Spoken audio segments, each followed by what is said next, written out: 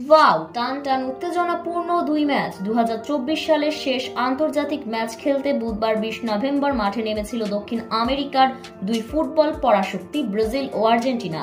এদিন সকাল 6টায় পেরুর মুখোমুখি হয়েছিল বিশ্ব চ্যাম্পিয়ন আর্জেন্টিনা এবং পৌনে 7টায় উরুগুয়ের বিপক্ষে খেলতে নামে 5বারের বিশ্ব চ্যাম্পিয়নরা। সম্প্রতি আর্জেন্টিনা যেন ছন্দ হারিয়েছে। নিজেদের শেষ 5 ম্যাচে তারা 3 ম্যাচেই জয় পেতে ব্যর্থ হয়েছে। এর মধ্যে 2 ম্যাচ ছিল হার, 1 ম্যাচ ড্র। শেষ 3 ম্যাচেই জয় বঞ্চিত লিওনেল স্কালোনিরা।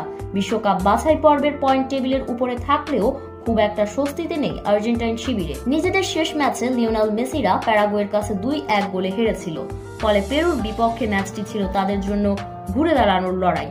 এক ঝাঁক ইনজুরির বোঝা মাথায় নিয়ে বুধবার বাংলাদেশ সময় ভোর 6টায় পেরুর বিপক্ষে মাঠে নামে আর্জেন্টিনা। তবে শেষ পর্যন্ত কাজের কাজটা হলো মেসির জাদুকরী ও সতীর্থদের একের পর এক আক্রমণে পেরুর বিপক্ষে বিশাল জয় নিয়ে মাঠ ছাড়েন আর্জেন্টিনা।